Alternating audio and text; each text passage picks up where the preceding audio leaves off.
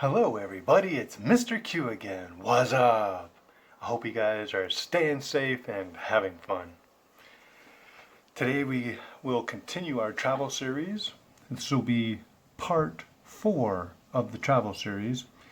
And this episode will be talking about packing.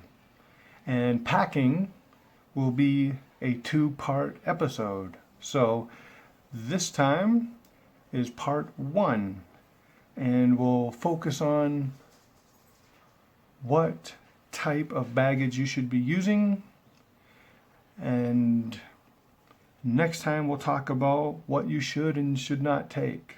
So hopefully you're going to learn at least 10 things today about packaging and packing and just being prepared for your trip. All right, guys, let's get into part 1. So, you're ready to pack for your trip. And the question you need to ask yourself is, what do you need to take with you? And how do you want to carry that stuff throughout your trip? And this is very important for multiple reasons. The first reason that we've already talked about is because of the airlines. Are you going to try to only carry your bags onto the plane? Or are you going to check your bag in at the ticketing counter when you check in for your flight? So this first thing that you need to worry about is important because it could end up cost you an extra $50 or 350 RMB if you are not prepared. And you might not be prepared to pay that extra money because it might not be in your budget. So it's very important to pay attention to what type of baggage you're going to use and how and why. This is an example of the baggage allowance that some airlines may allow. So obviously, after you decide whether or not you want to try to carry on your bags or if you want to check your bags, you need to decide, well, what do you want to take with you? And that's kind of based on where you're going and the weather that you will be experiencing when you get there. And it will also need to take into consideration if you need to take any special items with you as a result of your trip. So you need to take all these things into consideration when deciding what type of bag or suitcase you want to take with you. And right now we're going to talk about, should you take a suitcase or should you take a backpack or a combination? So, you might be asking yourself, what do you mean? What's the difference between a suitcase and a backpack? Well, let's take a look. First of all, a suitcase is usually a harder container that rolls on the ground, and a backpack is a softer container that you can wear on your body, probably on your back. So let's take a look at the difference here. This is a suitcase. You can see has rollers. So you can roll this behind you, has a handle and a carry handle so that you can drag that along behind you. Now, a backpack is something more like this. It has arm straps that go on your arms so that you can carry your bag. So, in essence, the main difference here is, do you want to use your hand and drag a suitcase behind you, or if you have a new suitcase, you could like push it in front of you, I suppose. Or do you want to wear the bag on you, leaving your hands free and having less of a chance that you're going to accidentally kick it or bump into it? So what do you prefer? And does this mean that you can fit any more in one or the other? Not necessarily. You know, you can get backpacks that fit the same amount as what you can put into a suitcase. So really, we're talking more about how do you want to carry this bag? And how solid do you want your bag to be? Do you have things that are fragile? Well, in that case, you might want to consider having a suitcase, because it's got more structure to it, right? And there's a little bit more protection around it. That's not to say that you can't carry something fragile in your backpack. You would just want to put it into the middle of the backpack and put stuff around it to try to help protect it. So, me personally, I generally like to have backpacks. I like to carry things. I like to have my legs and my hands where that I can do things while I'm carrying the bag. I don't have to worry about dropping the bag. I don't have to worry about, it getting taken. And I can also use my backpacks as a pillow, maybe, if I need to. And the downside of having a backpack is that you have the straps that come on your shoulders here. So if you're wearing something nice, or like you're wearing a suit or something, you probably don't want to wear a backpack, because then you're gonna wrinkle your shirt, your jacket, and you will have to iron them later. So you might want to carry a suitcase so that you don't mess up your good clothes. But if you're dressed like this, it doesn't really matter, right? Another thing to take into consideration when choosing what kind of bag or suitcase you're going to take is the weather, because if it's raining a lot, you might not want to drag your suitcase through the water on the ground.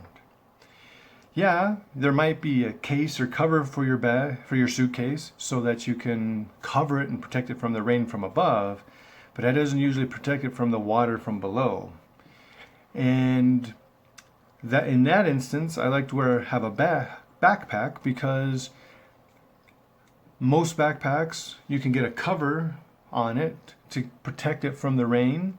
It's up away from the ground, so you're not going to get any dirty groundwater splashing up onto it. And the problem with having a backpack, though, when you have a rainy weather, is having to deal with putting it on. I mean, you get out of your vehicle or whatever, go outside, and you put this thing on. It can be challenging sometimes to put on in the rain.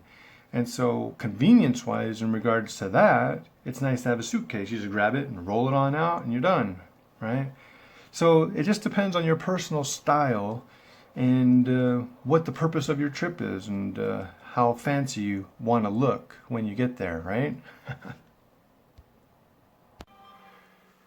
Another thing you should be thinking about in regards to your baggage and what type of bag you want to take and how big a bag you want to take is how quickly do you want to get through checking in, and when you arrive at the destination airport, how fast do you want to leave the airport?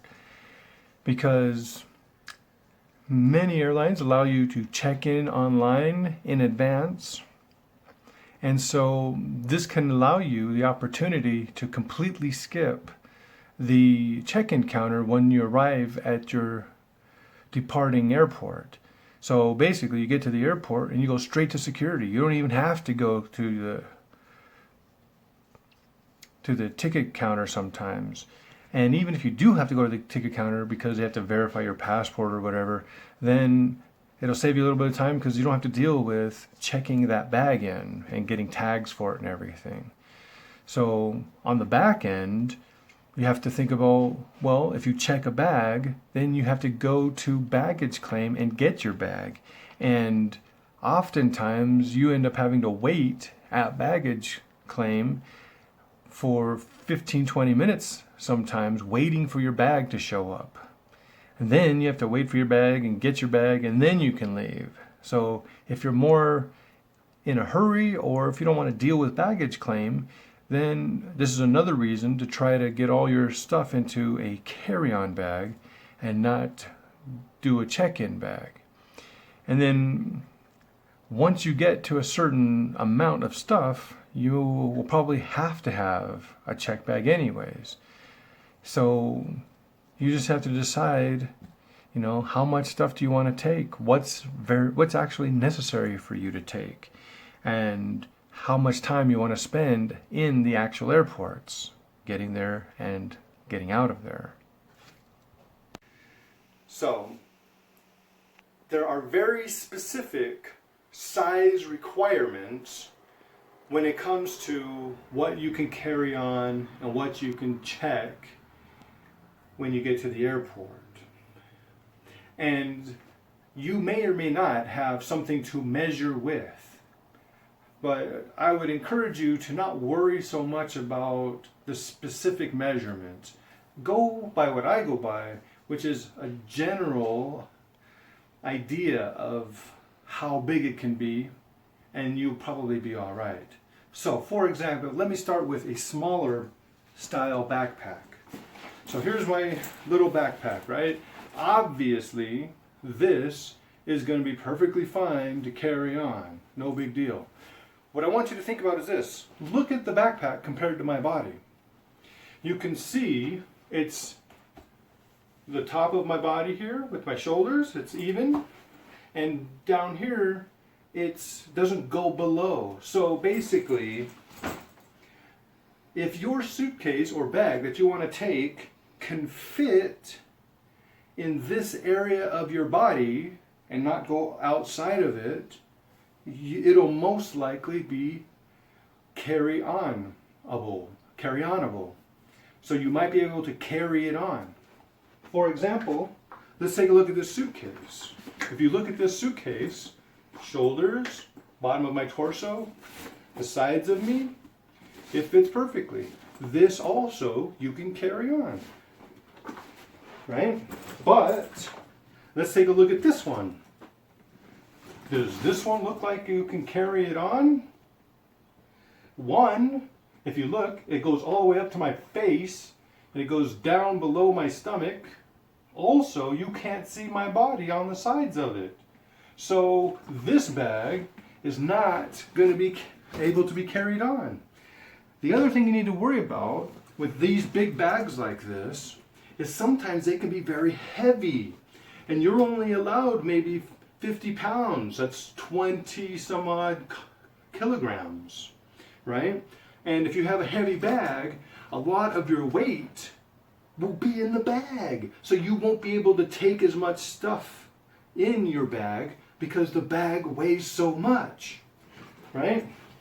Now let's take a look at my traveling bag and notice when it's closed, it comes to my shoulders, it goes to my stomach. You can still see the sides of my body a little bit. This bag is tricky because empty like this, it's perfectly fine to carry on. But if you try to put too much stuff in it, notice the top of the bag comes up another almost foot. So now look at this. Now it's too long. So you have to be careful, even if you have a bag like this that you can carry on. If you put too much in it, they're going to make you check it maybe. So it's very important that you pay attention. Does it fit in your torso? If it does, it's probably okay. Watch your weight as well. I know it's hard to weigh things sometimes, but the good thing about not having too much in all of your bags is if one bag is a little bit too heavy, you can move some stuff from that bag into the other bags. The cool thing is there are many bag sets that fit inside each other. For example, that bag and the bag inside of it will fit inside this bag. So that's very convenient when they're empty. And if you're going to be needing an extra bag because you're going to go shopping or because you're going to have a lot of souvenirs, this is a good idea to put one bag inside of the other bag and then pack that bag. And then that way you can have multiple bags but not have to carry multiple bags. Once again, it will increase the weight. So be aware of that one bag will weigh more. Okay?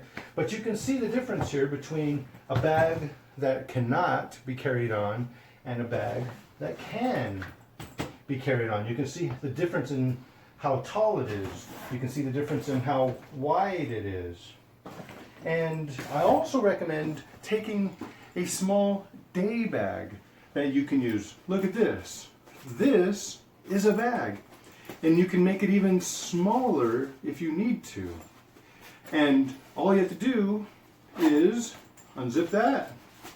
And then the whole bag just pops right out.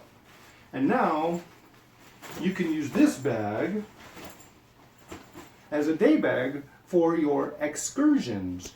You can put waters in here, you can put your travel adapters in there, you can put whatever you want in here. Or you can also, if you bring it in a bag, you can bring your shopping, your souvenirs in this bag home so that you have a tiny little bag when it's not being used, and then you can fill it up and it'll be perfectly fine to use for excursions or to bring stuff back when you're done. Guys, I personally highly recommend using a backpack, a hiking backpack, when traveling. I like carrying it on me. I don't like dragging things as much, but you have to be careful. When you go to the airport and you check in your bag, if you don't carry this bag on and you have to check this bag, you have to be very careful, because look at all of these straps. These straps can get caught on stuff when it goes from the ticket counter to the airplane. So it is extremely important that you do something like this. You secure your straps. You make sure the straps don't go flopping around. So what I like to do, cross the arms and then click them underneath like this. Now the arms will naturally fall into the middle here. The same thing with the hip bag. But look what happened to me on my last trip.